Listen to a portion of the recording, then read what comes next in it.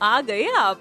आ गए हो तो चैनल को सब्सक्राइब कर लेना, वीडियो अच्छी लगे तो लाइक और शेयर कर देना और हाँ, बेल आइकन जरूर दबा देना ताकि आपको नई वीडियोस की नोटिफिकेशन मिलती रहे।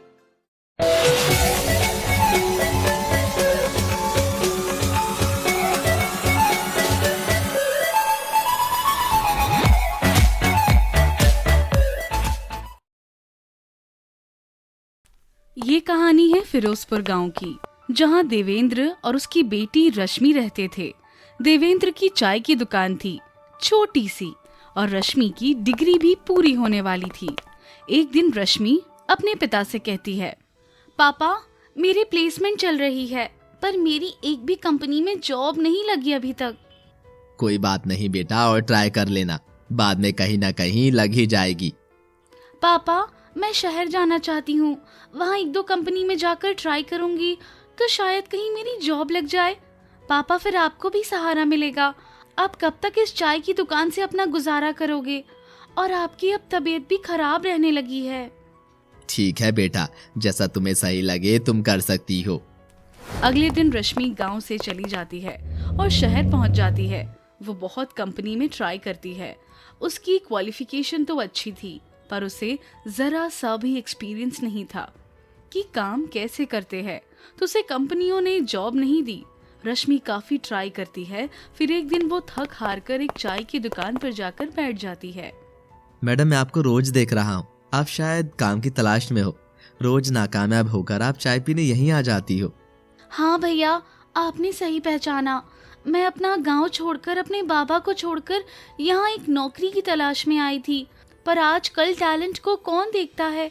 सब कंपनी में एक्सपीरियंस ही मांग रहे हैं और मैं अभी अपनी पढ़ाई ही पूरी करके आई हूँ और अब मेरे सारे पैसे भी खत्म हो गए। अब मेरा शहर में कैसे गुजारा होगा? बहन, मैं ज्यादा तो नहीं जानता, पर तुम मेरी चाय बेच दिया करना। महीने के 2000 दूंगा। तुम्हें बैंक के वर्कर को चाय सप्लाई करनी है। आपका बहुत बहुत शुक्रिया भाई, आपने मुझे यहाँ नौकरी देकर बहुत बड़ा एहसान किया है, क्योंकि मेरे बाबा की तबीयत बहुत खराब रहती है। मुझे उन्हें सहारा देना है। रश्मि ने अपना चाय सप्लाई का काम शुरू कर दिया। अगले ही दिन से वो साइकिल चलाकर जाती और बैंक में जाकर चाय बेचती है। उसका व्यवहार भी बहुत अच्छा था। वो नई थी, फिर भी उसने हर एक इंसान का दिल जीत लिया था और वो सबसे काफी अच्छे से पेश आती थी। वो किसी को चाय दे और कोई मना कर दे, ऐसा तो हो ही नहीं सकता था। बैंक में भी हर कोई उसे जानने लगा था। फिर एक दिन उसके मालिक की तबीयत खराब हो जाती है, जिस वजह से रश्मि खुद चाय बनाने लग जाती है। फिर वो अपने हाथ की चाय बनाकर सारी जगह पर बेचकर आ जाती है।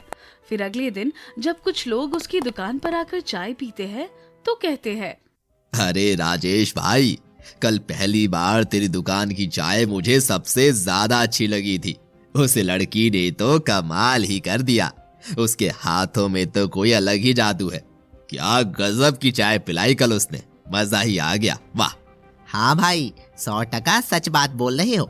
दिमाग सा खुल गया चाय पीकर, सच में मजा ही आ गया। अच्छा, ये तो बड़ी अच्छी बात है। राजेश को इस बात की बहुत जलन महसूस हुई और वो रश्मि से चिढ़ने लगा। अगले दिन जब उन दोनों की मुलाकात हुई तो, रश्मि, तू क्या चाहती है कि दुकान तेरी हो जाए? तूने कल सबको चाय पिलाकर सोचा कि तू सब कस्टमर को अपने कब्जे में कर लेगी। मालिक मैं हूं तेरा और तू नौकर की तरह बर्ताव कर, और मैं तुझे यहाँ आज से निकालता हूँ। आज के बाद तुम यहाँ चाय नहीं बेचोगी। मैंने क्या करा भैया? मैंने तो बस आपकी जगह पर चाय बनाई, वो भी इसलिए क्योंकि आपकी तबीयत खराब थी। नहीं, तूने कुछ नहीं किया। सारी गलती तो मेरी ही थी कि तुझे रख लिया मैंने। मैं अब अपनी ही बुराई सुन रहा हूँ तेरे चक्कर में। सबको तेरे हाथ की चाय ही पसंद है। राजेश उसे अपनी दुकान से निकाल देता है। रश्मि बहुत दुखी हो जाती है और सोचती है कि अब उसे अपने बाबा के पास ही जाना होगा और उनका काम ही संभालना होगा। तो जितने पैसे उसने अपनी चाय की दुकान से इकट्ठे करे थे, वो उन्हें सबको निकालने बैंक में जाती है। अरे रश्मि, कल तुमने इतनी अच्छी चाय बनाई कि दिल खुश हो गया। अब चाय का टाइम हो रहा है, चाय नहीं लाओगी क्या? रश्मि फिर उनको सारी बात बताने लगती है जो उसके साथ हुआ, जिसे सुनने के बाद बैंक का एक एम्प्लॉय बोलता है, अरे रश्मि, तुम चिंता मत करो, तुम चाय की दुकान खोल लो। मैं तुझे लोन दूंगा। तुझे कितने भी पैसों की जरूरत पड़े हम तुझे देंगे। तुम में बहुत अच्छा हुनर है चाय बनाने का। तुम्हारी चाय पीकर लोगों के दिमाग खुल जाते हैं और काम करके जो सिर दर्द होता है वो भी खत्म हो जाता है। सुकून मिलता है तुम्हारी चाय पीने के बाद। और तुम यहाँ से जाने की बात कर रही हो। बैंक वाले के कहने पर रश्मि अपनी एक चाय की दुकान खोल लेती है। उसकी चाय में स्वाद तो होती ही है और उसका व्यवहार भी बहुत अच्छा था अपने कस्टमर के प्रति। तो उसकी चाय की दुकान पर ज्यादा लोग आने लगे और राकेश की दुकान पर कोई नहीं जाता था क्योंकि वो चिढ़ने लगा था, साथ ही अपने काम पर ध्यान नहीं देता था और उसका व्यवहार भी बहुत गंदा हो गया था। वो हर एक कस्टमर से चिल्लाकर बात करता था और अगर कोई उसके पैसे ना दे तो उसे पीट भी देता था। इस वजह से लोगों ने उसकी चाय की दुकान पर जाना कम कर दिया और रश्मि की दुकान पर ही आते थे। फिर जब रश्मि को राकेश के बुरे वक्त का पता चलता है तो वो उससे मिलने जाती है। राकेश भैया, मैं आपको कभी नहीं भूल सकती क्योंकि अगर आप नहीं होते तो मैं यहाँ तक नहीं पहुँच पाती। आपकी वजह से ही मुझे काम मिला था। मैं आपका एहसान कभी नहीं भूल सकती और आप भी दुखी रहो ये भी मैं नहीं देख सकती।